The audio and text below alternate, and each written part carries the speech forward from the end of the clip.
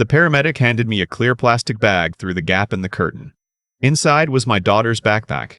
The zipper was ripped open.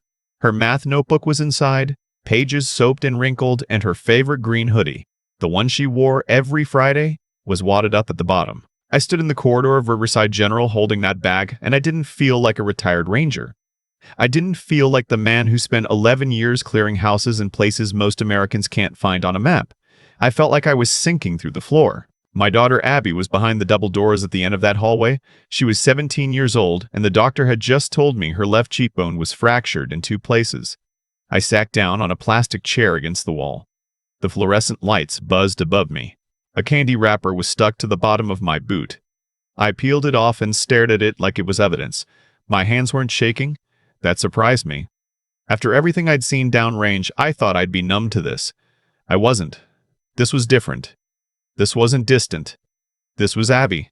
A sheriff's deputy appeared around the corner. His name tag said Kowalski. He was maybe 26, soft around the jaw, holding a notepad he hadn't written anything in yet. "Mr. Hale," he said, "I'm sorry about your daughter." I stood up. "I'm sorry about your daughter." I stood up. "I'm 6'2", and I work out every morning at 5 a.m. because old habits. Kowalski took a half step back without realizing it. "Tell me what you have," I said. He exhaled through his nose. "We responded to a call-out on County Road 7. The Stallion MC property. Some of the guys out there said your daughter came by on her own, said she was hanging around the parking lot. Things got out of hand." I looked at him. Out of hand. The attending physician noted contusions consistent with. "I read the report," I said. "I asked what you have. Witnesses. Evidence. Arrests." Kowalski clicked his pen. "Mr. Hale, the Stallion boys are known to us. They're cooperative when we approach it right. We need to. How many men were on that property tonight?" He paused. "How many?" 43 registered members were present at what they describe as a club event. I looked at the double doors at the end of the hall. 43. "We'll follow up in the morning," Kowalski said. "These things take time. You know how it is." I turned back to him. "I know exactly how it is," I said. "That's the problem." He left. He didn't ask to see the physician's report. He didn't ask for the bag in my hand. He glanced at his phone twice while I was talking to him. I sat back down and unzipped the backpack again. Her phone was at the bottom, tucked into the side pocket. I recognized the case, burnt orange, because she said burnt orange was different from regular orange and that mattered. The screen was cracked corner to corner, but the phone still turned on. She'd never put a lock on it around me. She said she trusted me. The last text she sent was 2 hours before the ambulance call. It wasn't to her friend. It wasn't to her boyfriend. It was to my wife, Renata. "Mom, I'm here. Your friend Kevin said to wait by the trucks. I don't see you. There are a lot of men here, and I don't want to be here. Please come." The phone died in my hand. The screen went black. I sat there for a full 10 seconds reading nothing, looking at nothing. Renata had been in this building 40 minutes ago. She'd come in through the main entrance, talked to the desk nurse, smoothed her hair back. She'd hugged me. She'd asked if Abby was stable. Then she'd gone to find coffee, and I hadn't seen her since. I put the dead phone in my jacket pocket. I didn't confront her. Not yet. I'd spent 11 years learning that the worst thing you can do on a raid is move before you have the full picture. You get one shot at the truth before people start rehearsing their version of it. I needed the full picture first. I told Renata I was going home to get some things and that I'd be back before morning. She said okay. She didn't ask if I was all right. She was already on her own phone, typing fast, not looking up. I drove home on autopilot. Our place is 20 minutes from Riverside General under normal circumstances. I made it in 12. The house was dark. I went straight to the garage and unlocked the gray cabinet along the back wall. Most guys keep fishing gear or power tools in there. I keep a secondary workstation, 2 laptops, a rack of wireless receivers, a signal monitor. Old contractor habits. I pulled up the security archive for the house. Renata didn't know the full extent of what I'd installed after my last contract overseas. She thought it was basic perimeter cameras. She'd never asked to look at the software.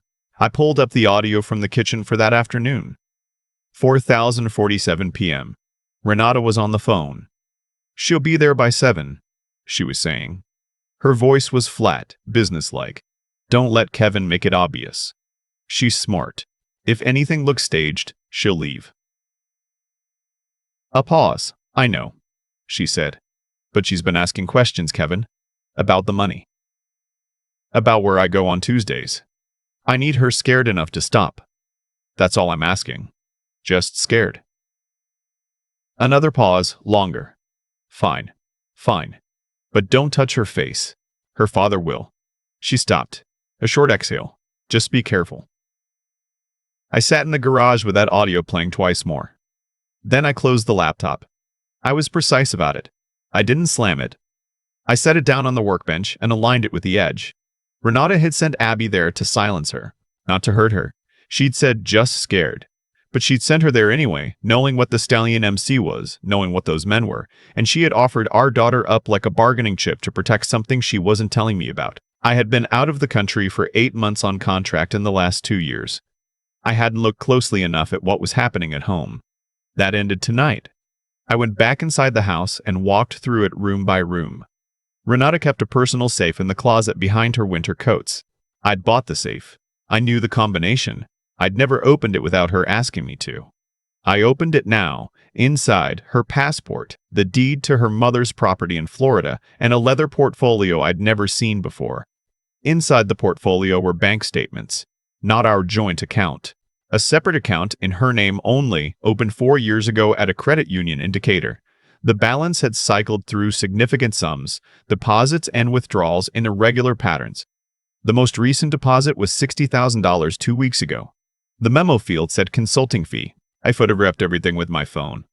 I put the portfolio back exactly as I found it. I closed the safe. I went to the bathroom and washed my face with cold water.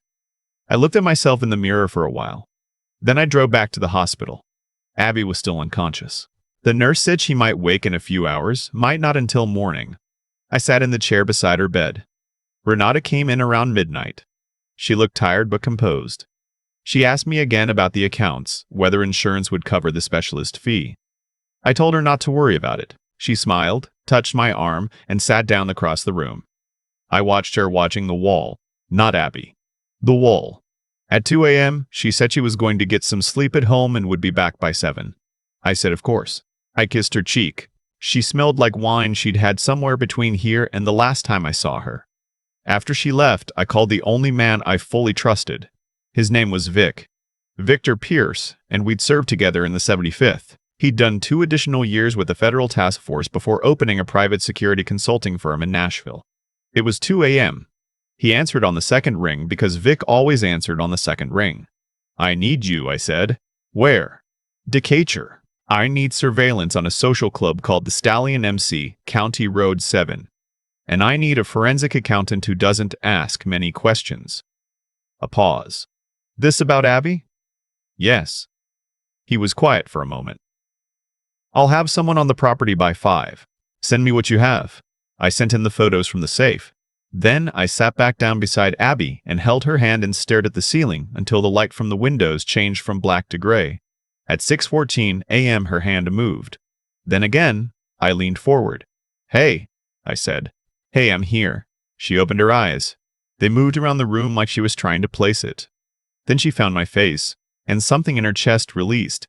I could see it happen, the tension going out of her shoulders. She tried to talk, but her throat was dry and sore. I got her water. I held the cup. She took 2 sips, and then reached for the notepad I'd put on the nightstand out of instinct. I'd spent enough time in hospital rooms with people who couldn't talk to know you always put a notepad where they can reach it. She wrote slowly. Her hand was shaking. They knew my name. Before I said it, I read it. Read it again. I know, baby, I said. She wrote again. Mom was there. She came in. She saw me. She left. I read it. The room tilted slightly, the way a room does when something you suspected becomes something you know. It's not relief. It's not shock. It's the quiet arrival of a truth that was already there. Rest, I said. I'll be right here. She wrote one more thing. Don't let her come back. I put my hand over hers. She won't, I said. I promise. I stepped into the hallway and called Vic again. I need the property, I said. Every man who was on that property 2 nights ago. The structure of the club. Their money. Where it comes from, where it goes, who signs off. We found something already, Vic said. The MC operates 3 cash-heavy businesses as fronts: a tow yard, a storage facility, a bar outside Hartselle. But the money flow is complicated. Some of it routes through a private LLC. Whose LLC? Ho's LLC. A pause. The LLC was formed in Delaware. The registered agent is a law firm, but the beneficial owner on the operating agreement is a woman named Renata Hale. I stood in the hospital corridor and did not move for approximately 8 seconds. 4 years, Vic said quietly. She's been in it for 4 years, Marcus. He stopped. Sorry. Hale. She's not just connected to them. She's been laundering club income through the consulting LLC. The $60,000 deposit, that's her cut from last quarter. I ended the call. I stood there a moment longer. Then I went back into Abby's room and sat down, and I made a list in my head of every move I needed to make in order, and I did not let myself feel anything about it until I was done making the list. I need to tell you something about the Stallion MC before I explain what I did next, because this isn't a story about a biker gang. Not really. The Stallion MC operated across 3 counties in North Alabama. They had connections to the county commissioner's office, 2 sitting municipal judges, and through Renata's LLC, access to clean money they could move without scrutiny. They weren't thugs. They were a machine. And like any machine, the way you stop it is not to charge the front plate. You find the bolts that hold the whole thing together and you pull them out one at a time. I spent the next 4 days doing nothing that looked unusual. I went to work. I visited Abby. I brought Renata coffee at the kitchen table in the morning and asked her how she slept. Vic and his team were doing the real work. They identified 38 of the 43 men present that night. They pulled vehicle registrations, photographed license plates from archived county road camera footage, cross-referenced against DNV records. By day 3, we had full profiles. By day 4, we had something better. Visic's forensic contact had traced the money, all of it, every invoice, every LLC transfer, every cash deposit that moved from the Stallion's operations into accounts controlled by or connected to Renata, and had produced a 300-page document that a federal prosecutor could open a case with tomorrow morning. On the 5th day, I confronted Renata. She was in the kitchen making dinner. Salmon, roasted vegetables. She lit a candle on the counter. She put on music. She looked for a moment exactly like the woman I'd married, and I let that hurt me for exactly 1 second, and then I set the printed LLC documents on the kitchen island in front of her. She looked at them. She looked at me. "Where did you get these?" she said. Her voice was careful. "Does it matter?" She set down the spatula. She turned to face me fully. "You don't understand how this started," she said. "It was small. They needed a way to clean some money, and Kevin said it was just paperwork. I didn't know what they were. Not at first. When did you know?" She didn't answer. "When did you know, Renata?" "Mason." She stopped herself, shook her head slightly. "You were gone. You were gone for months at a time, and I didn't know if you were coming back. And Kevin offered me a way to—" "Stop," I said. "Don't explain it to me like it's something that happened to you. Abby sent you a text. She said she was scared. She said there were men she didn't recognize, and she didn't want to be there, and you didn't go get her." The kitchen went quiet. The candle flickered. "I didn't know it would go that far," she said. Her voice was smaller now. "But you knew something," I said. "You knew enough to tell Kevin not to touch her face." She looked at the counter. A long silence. "Pack a bag," I said. "What?" "You're not staying here tonight. This is my house too. You can't. It was our house," I said. "You chose which house this was when you didn't answer her text." She tried 4 more arguments. I didn't raise my voice for any of them. At the end, she picked up her purse and walked to the door. She paused with her hand on the frame. "What are you going to do?" she said. "I'm going to make sure Abby is safe," I said. "That's all I've ever been trying to do." She left. I heard the car start, heard it back down the driveway, heard it disappear. Then I called Vic. "She's mobile," I said. "She'll go to Kevin." "I have eyes on the property," he said. "We'll know when she arrives." Kevin Marsh was the Stallion MC president. He was 51 years old, had 2 prior felony convictions that somehow hadn't stuck, owned the tow yard in Folkville under a family member's name, and had a reputation in 3 counties for being untouchable. He'd cultivated that reputation carefully. He paid the right people. He kept the right records in the right places. He was the kind of man who thought that money insulated him from consequence. He'd never met anyone like me. That night, while Renata was at the MC property and Abby was sleeping in the safe room at Vic's Nashville house under guard, I drove out to County Road 7 alone.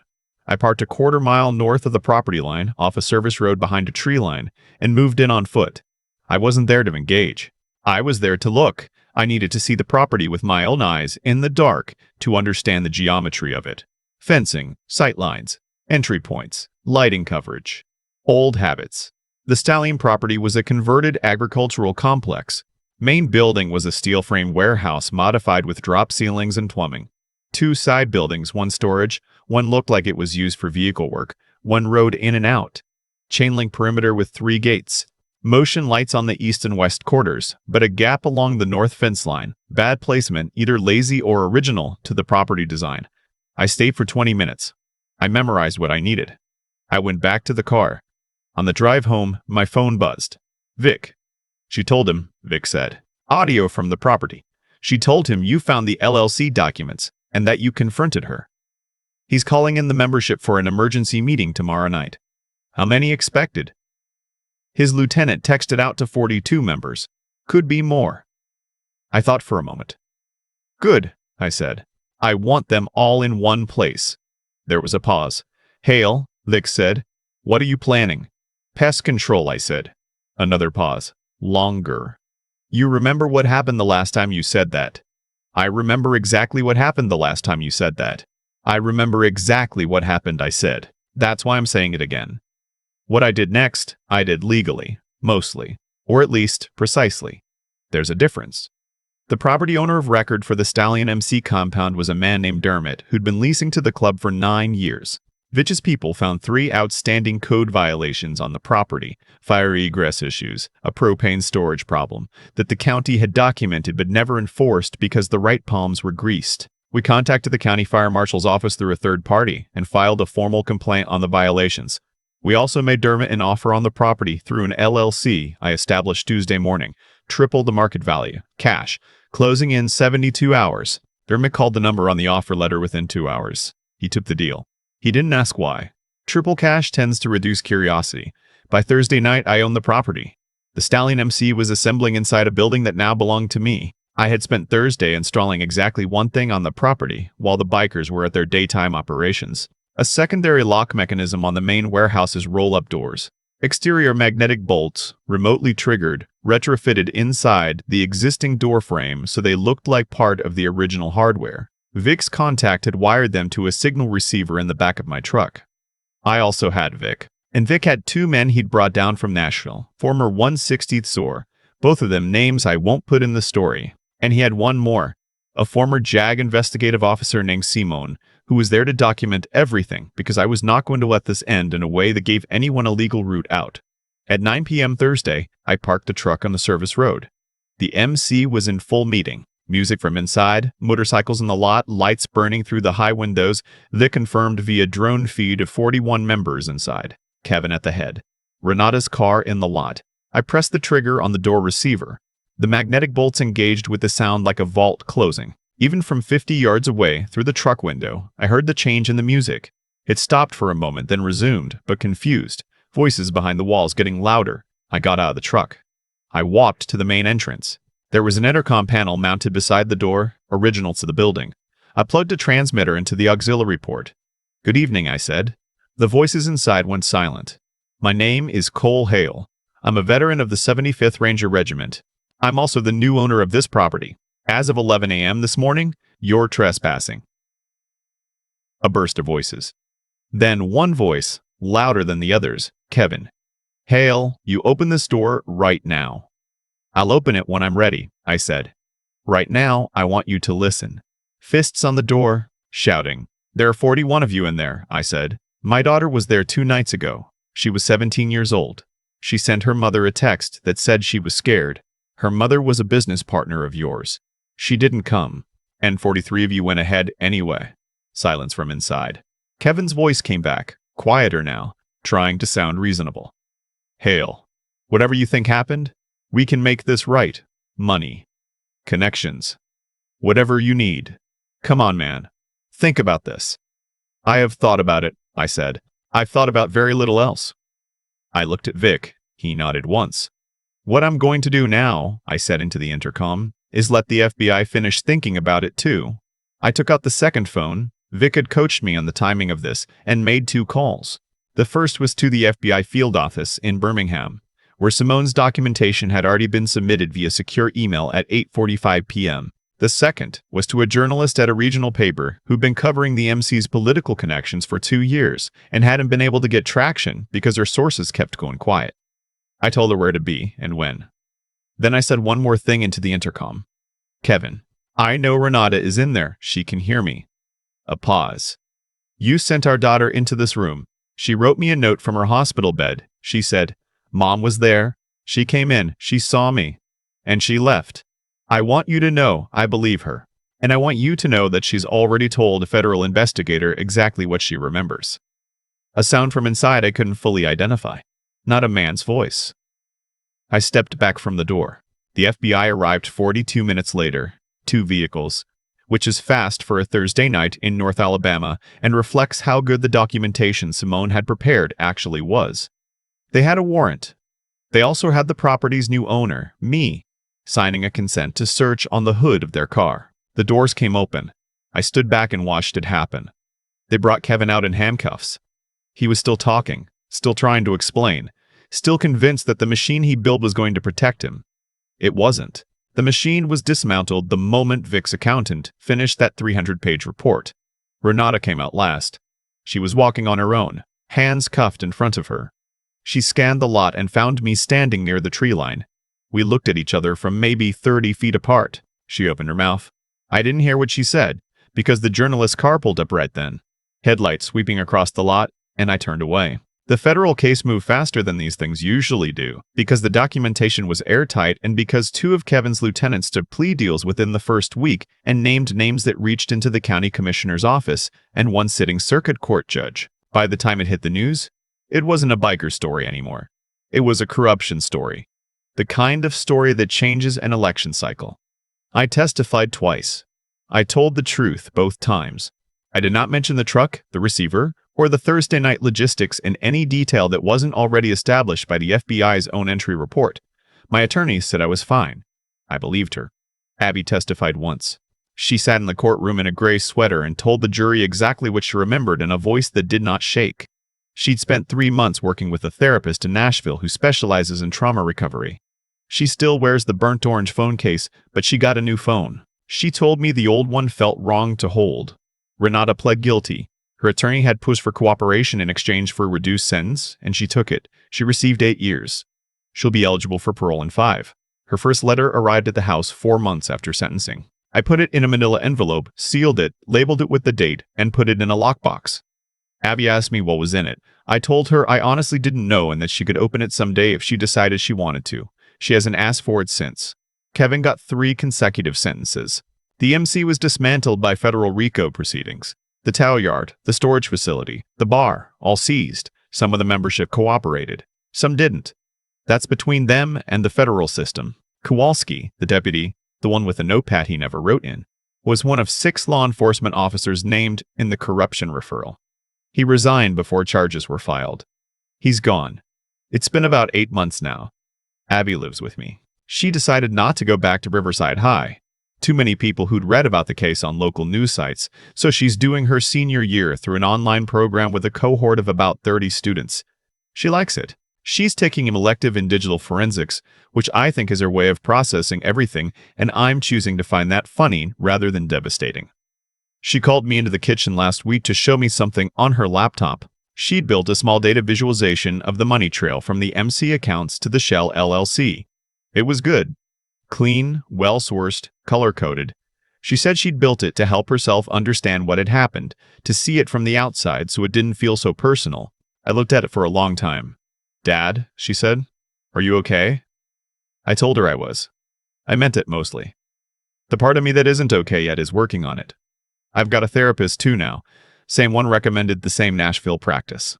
We talk on Thursdays.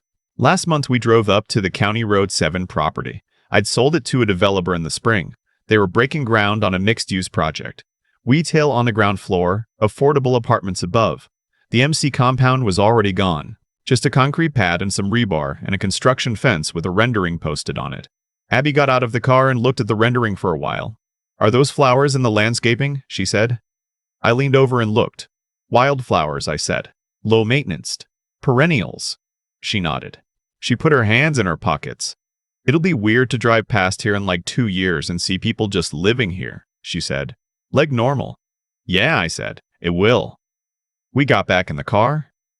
She turned the music on. She picked something I didn't recognize by an artist she likes. I didn't ask who it was, I just drove, and the road was clear and the sky was that particular shade of blue you get in Alabama in late October when the light slants in from the south. She reached over and turned the volume up a little more. I let it play. I've thought a lot about what the word betrayal actually means, not the dictionary version, the real one. The one that finds you at 2 in the morning sitting in a hospital chair, listening to your daughter breathe through a machine and realizing that the person who was supposed to love her most was the one who handed her to the wolves.